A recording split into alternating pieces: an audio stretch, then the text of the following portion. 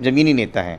तो उन्होंने बार बार कहा कि हम पिछड़ों, दलितों और वंचितों की जो लड़ाई लड़ रहे हैं, अगर हम इस पे चूक गए तो इतिहास हमको कभी माफ़ नहीं करेगा, क्योंकि ये वंचित लोग हमसे बड़ी आशाएं रखते हैं। मैं एक ही चीज़ पूछना चाहता हूँ कि राजभर जी, क्या इतिहास में याद रखने वाला काम आपने किया है?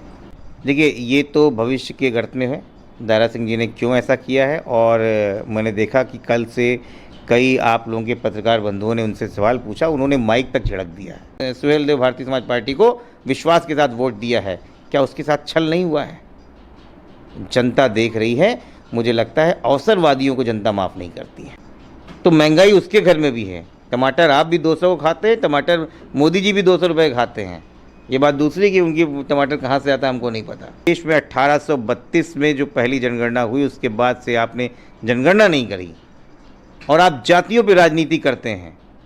प्रधानमंत्री मंत्री बनाते हैं तो जातियों का नाम रखते हैं कि हमने फला जाति को फला मंत्री बनाया है। इसी प्रकार से बेरोजगारी बहुत बड़ा मुद्दा है।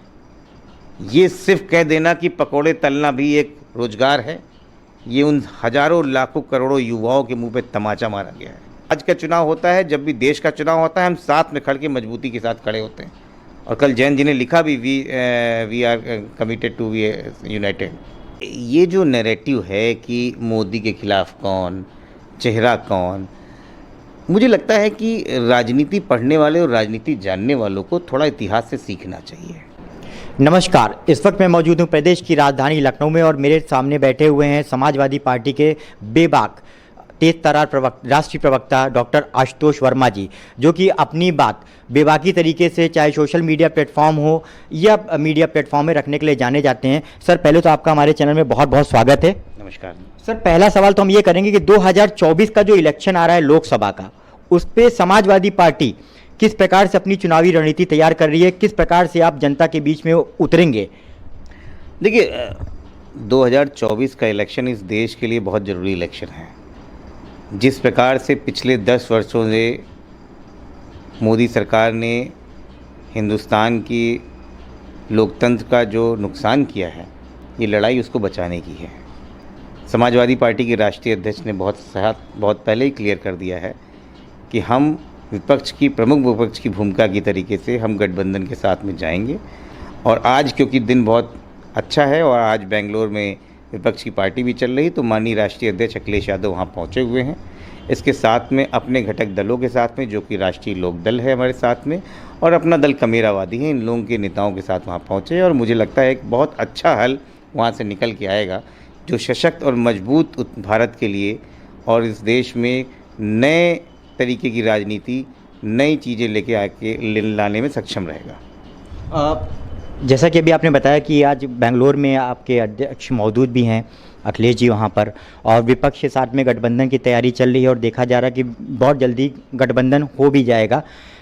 लेकिन अगर एक तरफ देखा जाए कि चेहरे की बात करी जाए, तो अगर बीजेपी के पास की हम बात करें तो नरेंद्र मोदी जी का चेहरा है, जो कि जाना माना चेहरा है और आम जनता उन पर ज़्यादा विश्वास दिखाती भी है। लेकिन विपक्ष के पास में ऐसा कोई अभी सक्रिय चेहरा नहीं निकल करके आया जिसपे ये देखा जा सके कि 2024 का इलेक्शन, हाँ, हम विपक्ष भी मजबूती में दिखाई देगा। आपको लगता है कोई ऐसा चेहरा अभी विपक्ष के पास में आया है? देखिए, ये जो नैरेटिव है कि मोदी के खिलाफ कौन, चेहरा कौन, मुझे लगता है कि राजनीति पढ़ने वाले और राजनीति जानने वालों को थोड़ा इतिहास से सीखना चाहिए। एक समय था सन 77 में जब इमरजेंसी लगी और 77 का इलेक्शन हुआ जनता पार्टी में, तब इसी प्रकार से सारी पार्टियां एक साथ उठ के आ गई और इंदिरा गांधी जी के अलावा कोई दूसरा नेता भारत की राजनीति में उस तरीके से बड़ा चेहरा नाम नहीं था। जनता पार्टी आती है साथ में और उत्तर प्रदेश की उस समय 85 सीटें थी, 85 की 85 सीटें हरा देती हैं। इंदिरा गांधी को खुद हार जाती हैं और कोई चेहरा नहीं था, जनता चेहरा थी उस समय। ये एक बड़ा एग्जाम्पल हमारे पास था। छोड़ दीजिए, बहुत पुरानी बात होगी 77-78 की, बहुत दूर मत जाइए, 2003 और 4 की बात करिए। 2003 और 4 में उस समय देश में अटल बिहारी वाजपेयी से बड़ा कोई नेता नहीं था, बड़ा लीडर था। यूपीए का गठन हुआ और यूपीए के गठन के साथ में कांग्रेस पार्टी और अलायंस जब चुनाव लड़ती हैं तो कोई चेहरा नहीं होता है। और उसके बाद माननीय मनमोहन सिंह आके इस देश के प्रधानमंत्री बनते हैं, जिन्होंने एक आर्थिक विकास की एक नई नींव और रखी है जो सदियों तक याद रखी जाएगी। तो चेहरे की बात करने वाले जो लोग हैं वो जानते हैं कि इस नाम पे लेके ही हम खाली बात कर सकते हैं। उनके पास तो एक चेहरा है, हमारे पास तो हर क्षेत्र में चेहरा है। आप पूरब जाइए, आप पश्चिम जाइए, आप उत्तर जाइए, आप दक्षिण जाइए, तो चेहरे की कमी नहीं है। यहाँ कंक्रीट विचारधारा की कमी हो सकती थी, जो भी हमने पूरी कर दी। एक टेबल पे आके आज 26 पार्टियाँ बैठी हैं और बता रही हैं कि इस देश को, जिसको हम लोग इंडिया कहते हैं, जिसको भारत कहते हैं, जिसको संविधान जिसका हमें बचाना है, हम उसके लिए लड़ रहे हैं। तो यहाँ चेहरे की बात ही नहीं रह गई है। अगर देखा जाए जैसे अभी कि विधानसभा निकाय चुनाव भी ख़त्म हुए, समाजवादी पार्टी उतनी सक्रिय भूमिका में अपने प्रत्याशियों के प्रति नहीं दिखाई दी, कोई बड़ा चेहरा इलेक्शन में नहीं उतारा। शायद उसका खामियाजा भी कहीं ना कहीं निकाय चुनाव में रिजल्ट के माध्यम से आपको देखने को मिला, ऐसा क्यों? नहीं, मुझे लगता है कि ये थोड़ा अतिशयोक्ति है। अगर इसको आप थोड़ा सा ठीक से पढ़ें कि समाजवादी पार्टी ने अपने इतिहास का सबसे अच्छा चुनाव 2022 का लड़ा है। इससे ज़्यादा वोट प्रतिशत जब से समाजवादी पार्टी 97 से बनी है 2023 तक, आज तक कभी नहीं मिला है। तो ये कहना कि समाजवादी पार्टी कुछ नहीं कर पाई, ये मुझे लगता है कि थोड़ा इसमें आप लोग और विस्तृत जानकारी लीजिए। दूसरा, माननीय अखिलेश यादव एक सर्वभौमिक हमारे जो हैं वो नेता हैं, और जिस प्रकार से नेताजी से उन्होंने अपनी ट्रेनिंग ली, जिस प्रकार से हम सब लोग ने काम किया, पहली बार ऐसा हुआ कि उत्तर प्रदेश में बहुजन समाज पार्टी की लगभग पूरी पार्टी टूट के समाजवादी पार्टी में समाहित हुई। माननीय अखिलेश यादव जी के नेतृत्व को संभाला और हम सब ने लड़ाई लड़ी। हमारे कम से कम 100 ऐसे विधायक हैं, 100 मैं बता रहा हूँ आपको, जिनकी जीत हार का अंतर 5000 से भी कम है, और अगर 60 विधायक ऐसे हैं जिनकी जीत हार का अंतर 500 से भी कम है। तो हम इस बात पे नहीं परेशान हैं।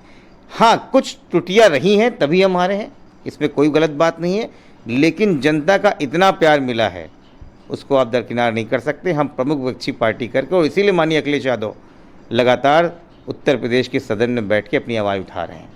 तो मुझे लगता है एक अच्छे विपक्ष की भूमिका निभाना भी बहुत ज़रूरी है। अगर हम बात करें विधानसभा चुनाव की, तो उस वक्त गठबंधन में आपके साथ में एक बहुत उभर के एक चेहरा आए थे, ओम प्रकाश राजभर, जो आपके साथ में थे। इस वक्त उन्होंने एनडीए का हाथ थाम लिया है, बीजेपी में चले गए हैं। दारा सिंह जी ने भी अमूमन एकदम से उन्होंने पार्टी छोड़ दी। इसके पीछे वजह क्या है कि लोग विपक्ष की सब भारतीय जनता पार्टी की तरफ में विलय कर रहे हैं और समाजवादी पार्टी को उन्होंने एकदम से छोड़ा?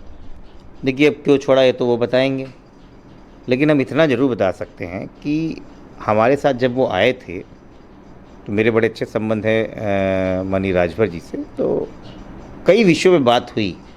तब भी उन्होंने बोला कि पिछड़ों, दलितों और वंचितों की लड़ाई उन्होंने सीखी थी बीएसपी से। बीएसपी के फाउंडर मेंबर्स में से रहे थे, साथ में उन्होंने काम किया कांशीराम जी के साथ में, और फिर वो उन्होंने अपनी पार्टी बनाई और बड़े ज़मीनी नेता हैं। तो उन्होंने बार बार कहा कि हम पिछड़ों, दलितों और वंचितों की जो लड़ाई लड़ रहे हैं, अगर हम इस पर चूक गए तो इतिहास हमको कभी माफ़ नहीं करेगा, क्योंकि ये वंचित लोग हमसे बड़ी आशाएं रखते हैं। मैं एक ही चीज़ पूछना चाहता हूँ कि राजभर जी, क्या इतिहास में याद रखने वाला काम आपने किया है? अखिलेश यादव तब भी लड़ रहे थे, अब भी लड़ रहे हैं। लड़ाई तब भी भारतीय जनता पार्टी से थी, आज भी भारतीय जनता पार्टी से। लड़ाई तब भी विचारधारा की थी, आज भी है। आपने पाला बदला है। तो जब आपने पाला बदला है, तो जिस व्यक्ति ने आप पे भरोसा करके आपको 5 और 6 एमएलए बना के दिए हैं, जिस व्यक्ति ने समाजवादी पार्टी और सुहेल देव भारतीय समाज पार्टी को विश्वास के साथ वोट दिया है, क्या उसके साथ छल नहीं हुआ है? जनता देख रही है। मुझे लगता है अवसरवादियों को जनता माफ़ नहीं करती है। लेकिन दारा सिंह जी तो एकदम से उन्होंने भी आपका हाथ छोड़ दिया। राजभर जी का तो समझ में भी आता है, दारा सिंह जी ने एकदम से क्यों छोड़ा? देखिए, ये तो भविष्य के गर्त में है, दारा सिंह जी ने क्यों ऐसा किया है। और मैंने देखा कि कल से कई आप लोगों के पत्रकार बंधुओं ने उनसे सवाल पूछा, उन्होंने माइक तक झड़क दिया है। अब मुझे लगता है कि ये सवाल तो हमारे अंदर भी है कि हमारी तरफ से कभी कोई कटता नहीं रही है, हमारे सम्मानित विधायक रहे हैं, और क्या हुआ है भविष्य के गर्त में देखते हैं क्या बात है, बात की जाएगी। एक सवाल आपसे मुझे और भी करना है, जैसा कि अभी देख रहे हैं कि विपक्ष की तरफ लोग ज़्यादातर इतना नहीं है।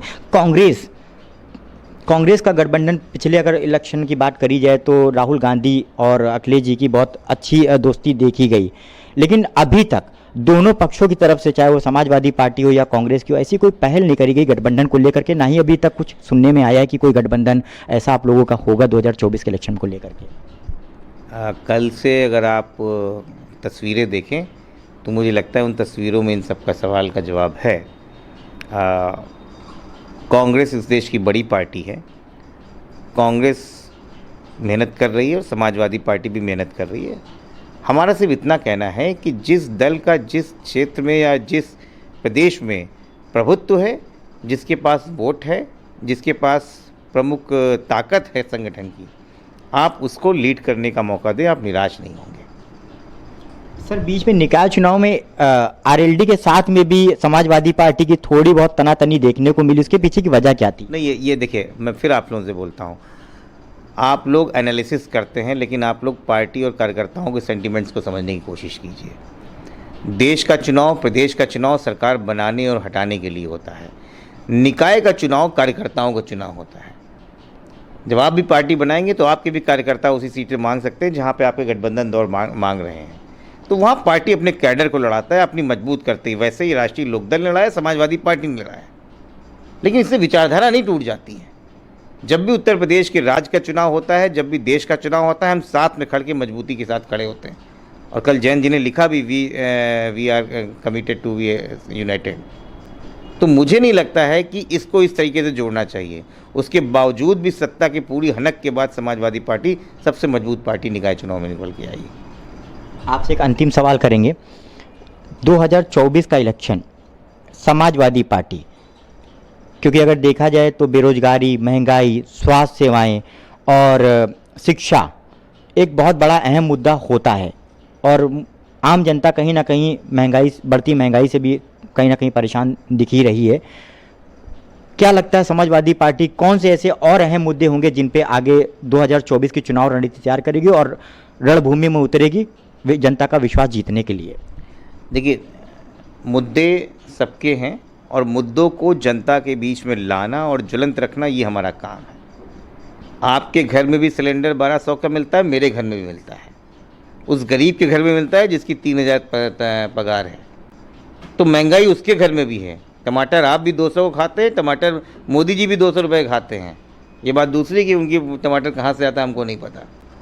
तो महंगाई सबके लिए, इस देश में 140 करोड़ लोगों के लिए प्रमुख मुद्दा है।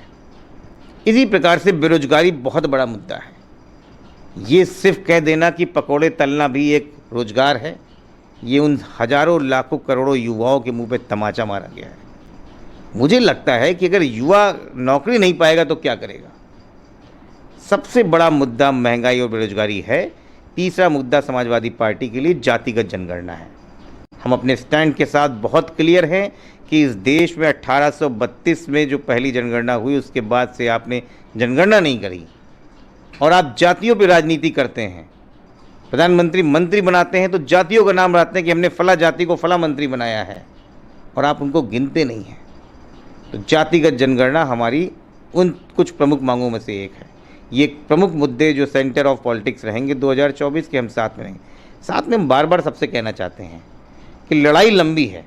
लड़ाई में आपको प्रलोभन मिलेगा, आप टूट सकते हैं, आपको तोड़ा जाएगा।